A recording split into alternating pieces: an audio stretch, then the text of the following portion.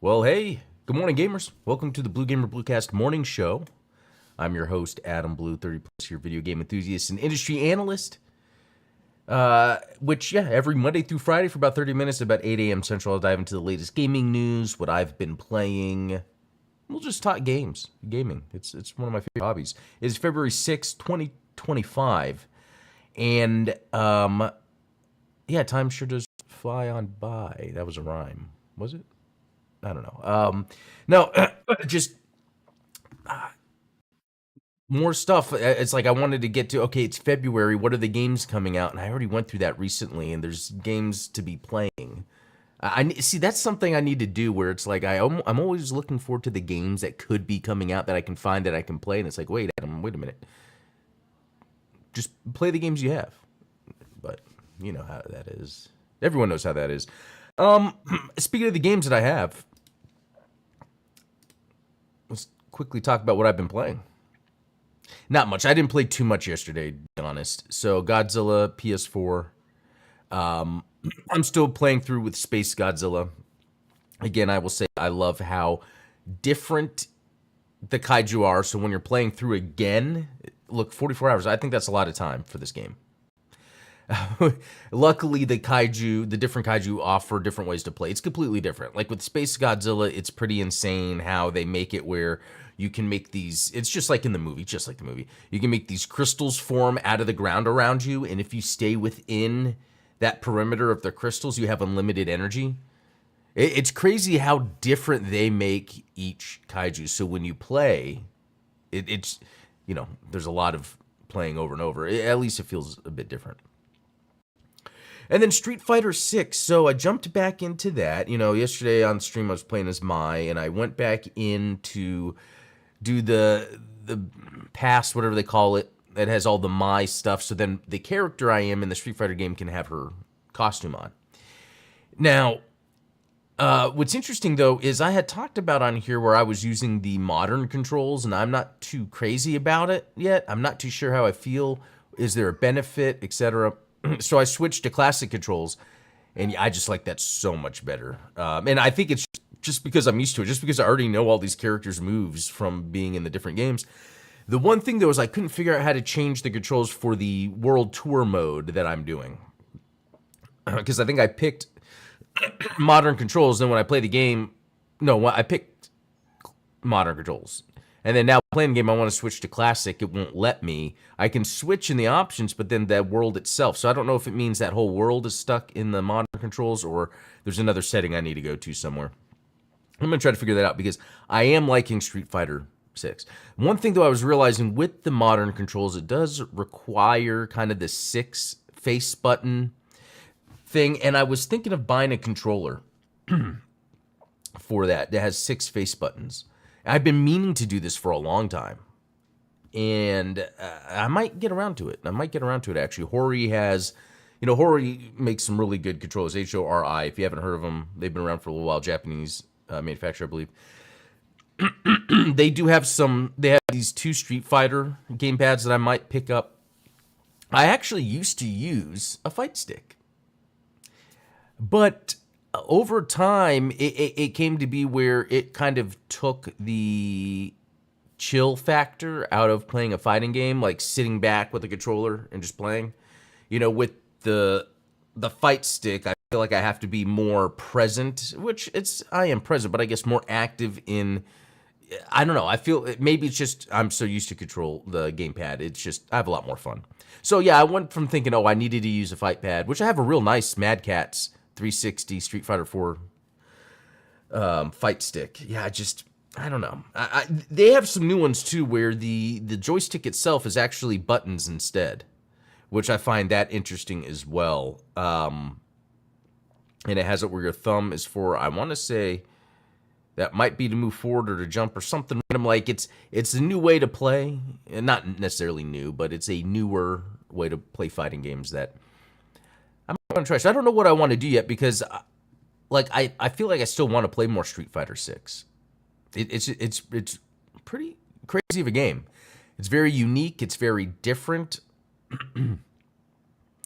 It's interesting what they, because Street Fighter 6 is a competitive tournament style game. It's one of its main draws. Whether the game is that or not, in terms of how it's made, it is now, but originally. But now that's like the draw of Street Fighter 2 is its tournament style stuff. And this Street Fighter 6 has this giant world tour mode that's not tournament stuff. And I'm really curious, and I need to research this sometime, is how well Street Fighter 6 did. Because I think it was the emphasis of the world tour mode that made me not as interested. When I play a fighting game, I'm really interested in, okay, what's the roster of characters? Does it have a cool story mode for each character where they're going through and maybe just fighting against characters related to their story? And that's the thing, I don't care about the story, but I think it sets up an awesome way for me to go through each character, learn their moves, go through the arcade mode so I can go through each character. And Street Fighter 6, while it has that arcade mode, it doesn't really, I don't know. You could go through each one, but it's not like it's an indicator like, oh, you beat it with this character. You just unlock artwork from beating it, arcade mode with a character. So I'm on the fence with Street Fighter 6, even though I'm leaning to it being a lot better than I thought, even though the modern control, that's what it is about Street Fighter 6. There's so many options and so many ways to play that there's that analysis paralysis where it's like, well, what do I even really want to do in Street Fighter? You know, because I wanted to play it to go through the story mode of the characters. There's not really a story mode of the characters. There's just that world tour mode with a made up character, or there's the arcade. You know, so it's very interesting. And then the classic controls versus modern controls. You know, I think I want to use classic now that I've used modern, but I can't figure out how to switch. Anyway, very weird barriers to quality of production, of ease of use, I guess. I don't know what I'm trying to say when it comes to Street Fighter 6. Actually, I'm just going to look it up. 6 sales. I'm really curious. Has sold 4 million units worldwide. That's... wait, that's 5. Okay. So it's saying from last year, it has sold 3 million. Now that's interesting. Let's do like Tekken 8. Nah, that's got to be 2 million copies in the first month. Okay, it looks like it's on pace just because what were they a year apart, the games? Interesting. So I wonder if the video or the fighting game franchise sort of realm has like the same market, and that's what I'm always curious about. What is another King of Fighters 14? Was that the wow, not even a million. Okay, maybe combining, wow. And okay, I was looking at 14. Maybe it's 15. That's the newer one. Yeah, there we go. As of a year ago, it hasn't passed a million. So it's very interesting to see the difference between the fighting games and how they sell. Just because, you know, how as time changes, the industry changes, some video games just types aren't as popular anymore. I even think first-person shooters are pretty much like that era in the 2000s of first-person shooters being like the sort of vehicle for an action game doesn't really exist much anymore. That's interesting. All right, well, let's jump into some news. Yeah, because that's all I played. And if I think back to yesterday, I mean, I had a pretty busy work day anyway, and sometimes I'll take breaks and play some games, but not yesterday. And then afterwards, what was I doing afterwards? I don't know. But I was just, I guess I didn't play too much. Doing stuff with family, I think. All right. Nintendo confirms Switch to Nintendo Direct time. So I guess the idea here is on April 2nd at 3 p.m. Central. Was that right? Is that right? Wait a minute. Because it's saying, 9 a.m. Eastern. No, CST must be something else. I don't know time zones that well outside of the 3 that I have to use at work. No, but so 6 a.m. Pacific. That's 8 o'clock my time when I do the show. So it's possible April 2nd, 2025, which is that my anniversary? It might be the 5th. I might live stream then this direct. I think that would be interesting. Yeah, Switch 2. Excited to see what's official about it. All right, this looks cool. I found this game, Rendering Ranger, which just looks amazing. It looks like a mix of like Contra and Gradius. I mean, this is awesome. I love the idea of, and that's key. And I think the Power Rangers game that just came out, Reader's Rewind, almost did this. I feel like sometimes like classic game types can be kind of boring or just one trick. I think the trick is you combine multiple, because that's what the Power Rangers game did. Even though it had its own other issues, it had the brawling stages. It then had Space Harrier style levels. and it's cool with this, seeing shmup and Contra, run and gun shooting. I think that helps. I love the way that looks with, I don't know if there's some parallaxing or just a 3D object with a texture on it. But so no date yet for this, right? Yeah, just is coming soon. But I think this is the type of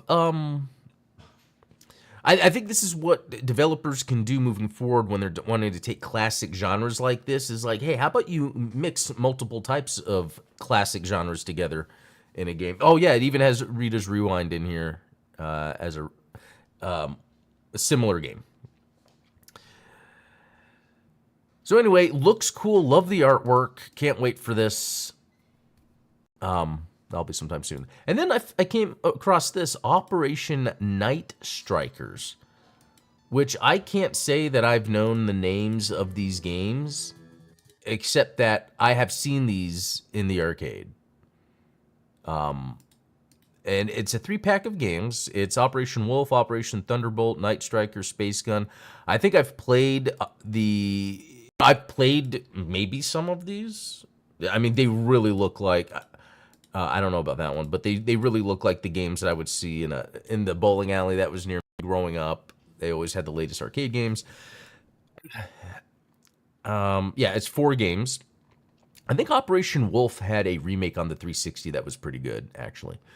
And so this is neat, right? And I'm like, wow, this is really cool that they're coming out with this. For someone like me, younger people don't care. But then I saw something just called Night Striker Gear, same developer.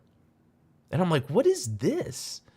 And it looks badass. It's a mix of like old school graphics, but with a lot of modern flair. Like, look at all this nonsense happening. And I guess it's in the line of that series of games. Now, I don't actually know what the combat is. Is this like a shooter, but not like a horizontal or vertical? It's more like a Space Harrier. Yeah, there we go. A Space Harrier style shooter. Brand new entry to the Night Striker Gear. Brand new entry to the series. Night Striker Gear revitalizes the sprite scaling pseudo 3D style with polished graphics. The new gear system gives an added depth to the gameplay without sacrificing the intuitiveness. Feeling the rush of fast-paced music. Strike through the night once more. Yeah, this looks great. I mean, just looking at this screenshot, all the colors, the different types of effects that could be used. But planned release 2025. Crazy. I just love seeing these games that I don't expect to come out. Okay, moving on. Steam adds warning for abandoned early access titles. So I think this is a good idea because not that I have been burned on early access, but I've always kind of seen, it's almost like early access in Kickstarter. It's almost like the same thing, right? Because with Kickstarter, it's like, here's our plan. We need to be funded to do it. And sometimes there's like a beta available. And that could be a game, maybe be another medium. So early access works that same way because the idea is asking gamers, hey, can you guys go ahead and pay us? The game is not done yet, but it will be done soon or at a certain point. But you never really know what's going to happen with that. You never know how the game's going to turn out. You could play an early access game, really like the gameplay loop, but then they decide based on feedback from the majority change the game. Or it might be where the game comes out, it's not good, and eventually they change it and it becomes good. But I've noticed the way I play games, the early access does not work well for me, because there's game, and I forget what game it was. It might have been Dead Cells or another one where I played early access. I got really, really, really into it. And then, after some time, they did a main final update. It changed the gameplay. It changed things you collect. Not in a big way, but more of to where it's like, okay, well, kind of rather would have just played when it was done. Because as I started going through the game again, and I want to say it was Dead Cells. It might have been another game, though. I just remember being like, I've already done this. I'm done. I know they have new stuff, but I've already... So it's very interesting. I feel like it's a personal thing that, people have to decide. Like Tokyo Extreme Racer. That's out right now in early access, and I'm really thinking of getting it because they're saying it's pretty much complete. Just the last half of the game will come out later. So that's a situation where it's like, okay, so I can just be playing it, and then more will come out, then I can finish and continue. And from what I've read from reviews of a Tokyo Extreme Racer, it plays exactly like the original. So it's not like it's going to be a different game that's going to change its gameplay much. I mean, that's what it is. So anyway, I just think it's important for this stuff to be up there, because if a developer knows that they're going to have some sort of notice or sign on the store of their game that might be that extra barrier to get people to jump off, that could be something to make them think, okay, well, we got to make sure we're hitting these milestones or communicating, etc. I think that's important.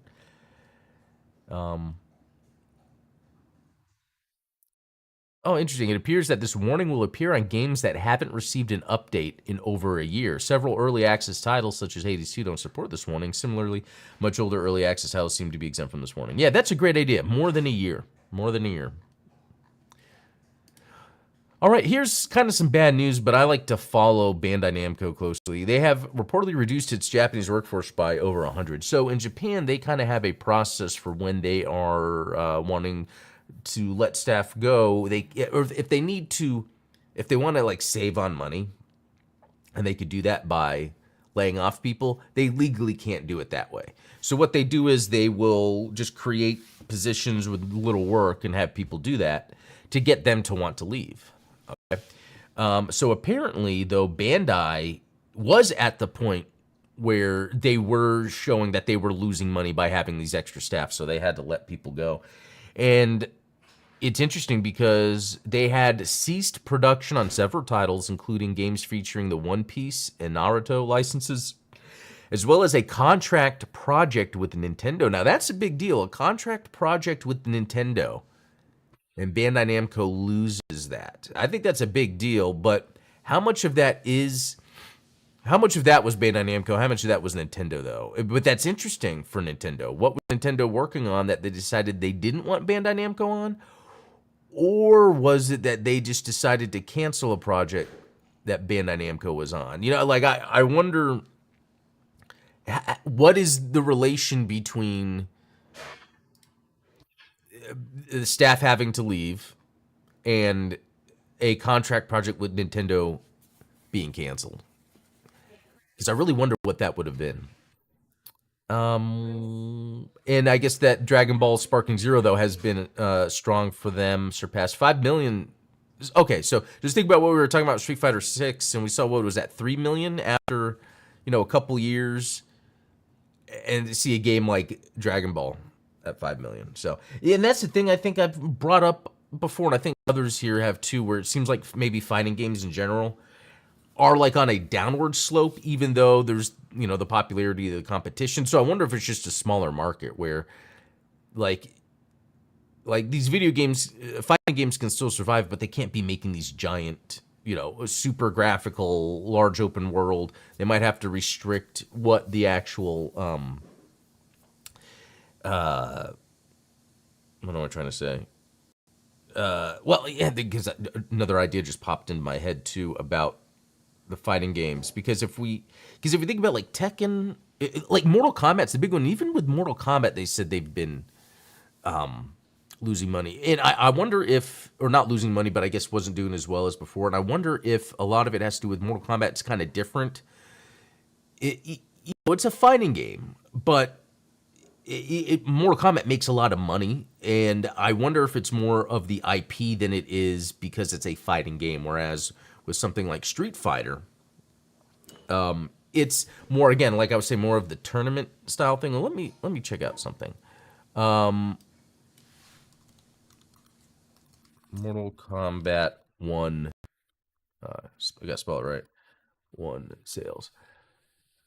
Over 5 million copies. Okay, so interesting. And I don't know what to think about that. That actually, so it's interesting to see, even though I think it's technically been out. No, actually, it hasn't been out longer than Street Fighter 6. And it's selling more than Street Fighter 6.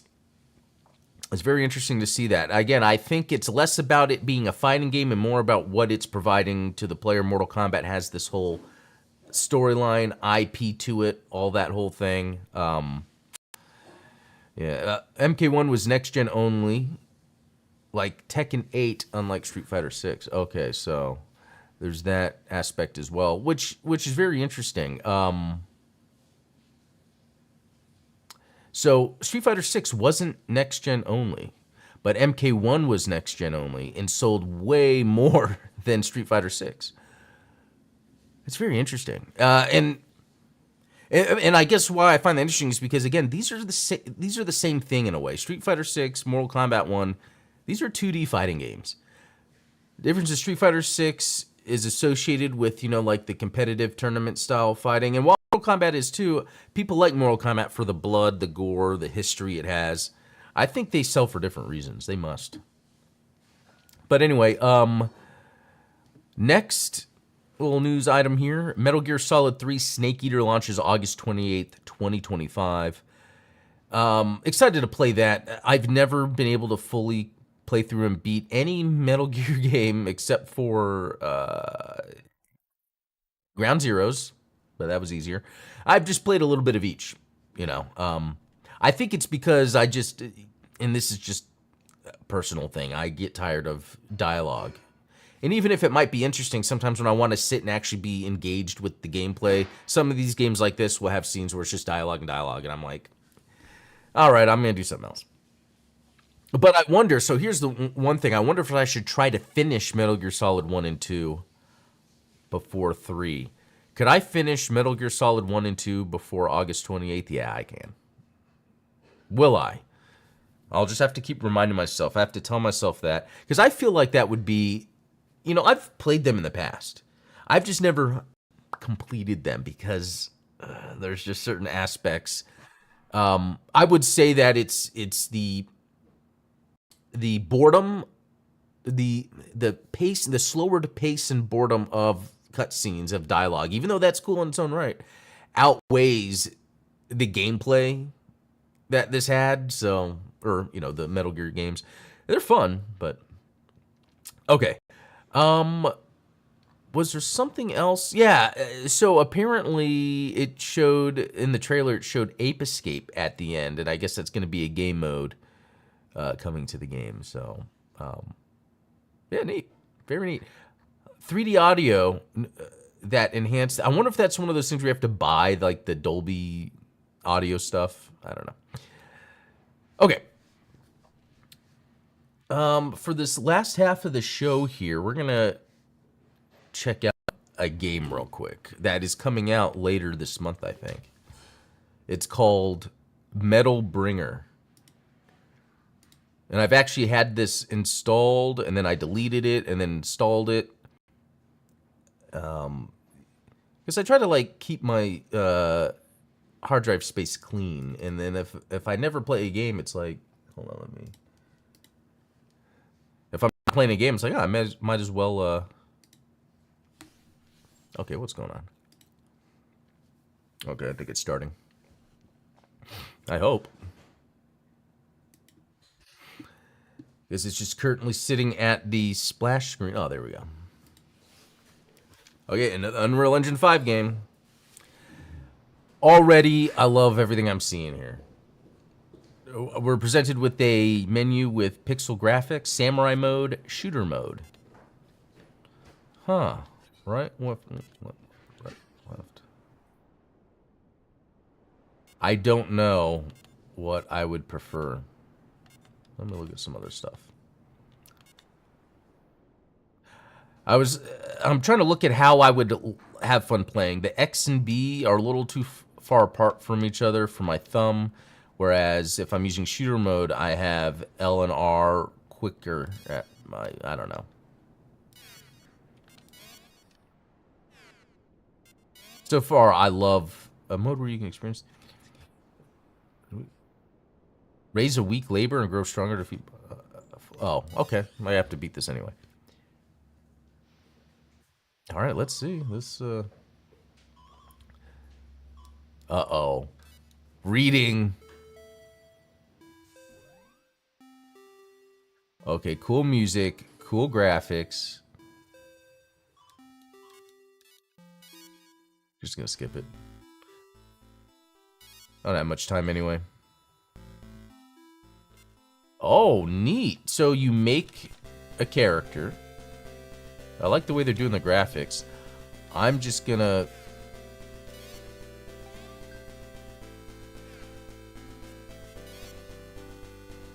I don't understand. I think it was having me read stuff, but you know how it is. I just want to get into some gameplay, and then we can worry about editing later. That's the one thing I don't like that video games do, is when they're like, at the beginning of the game is kind of showing you how to edit stuff or customize stuff. It's like, no, first kind of show me the game. Oh, I love the way this looks. Okay, oh, that makes sense. If B is the dash, and then I can... Oh, left and right attack. I get it. I get it. Wow, that was my work outlook. That it just exploded.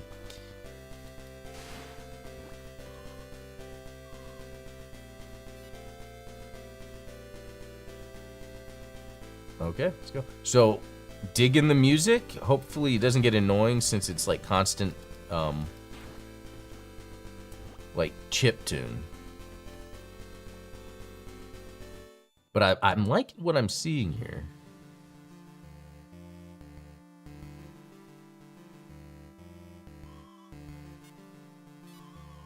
Okay.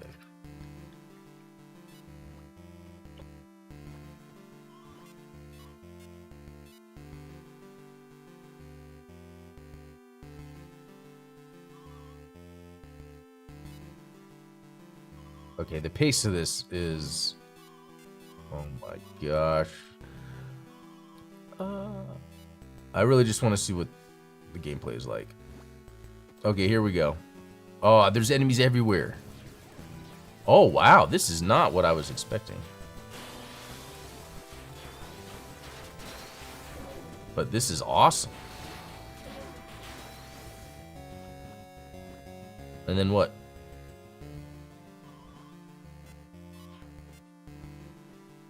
Wow, I really like the music. It sounds like Game Boy Castlevania.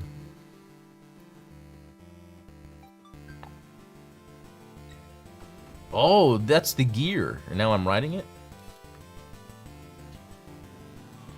This game is doing a lot of hand-holding. Just let me do my thing.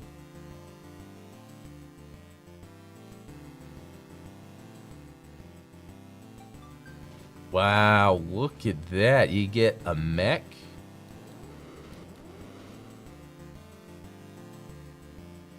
Hell yeah.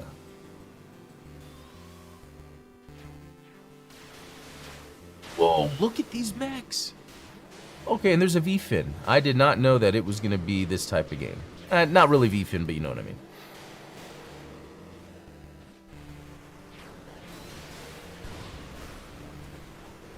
Couldn't this be a Gundam game? Wow, so do you like destroy mech parts and then you get the mech parts for yourself or something? Again, I'm not playing this game. It's this beginning really... Okay, there we go. Okay, so there's this jump. Wow, that goes pretty high. So if I was to pick up...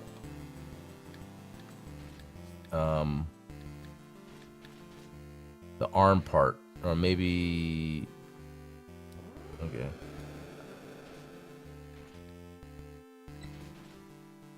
Wait, something just happened. Oh, there we go. Interesting. Whoa, look at that. Holy cow. Alright, look at this mech I made.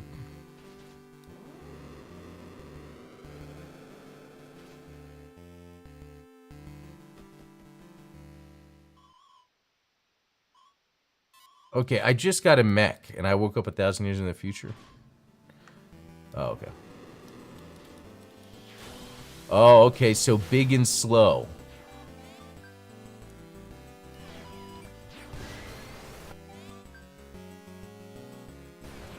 Okay. Wow, this is wild. I don't know what's going on.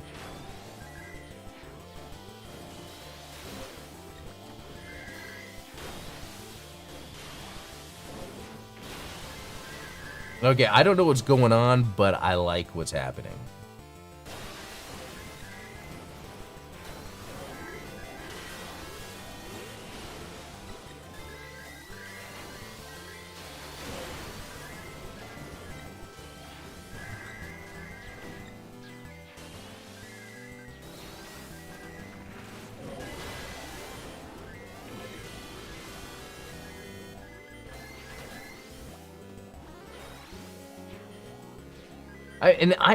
It's like, I don't know if this is supposed to be a survival-like or just like a beat-em-up. I'm leveling up a lot. There's an overheat on... That could be right weapon. Oh, wait, so... Let's see. That's that.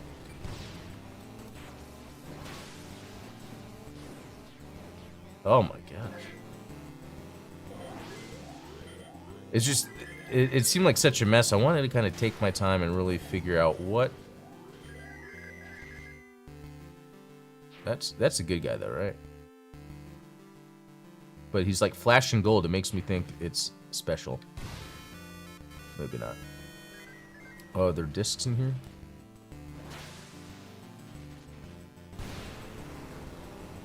Well...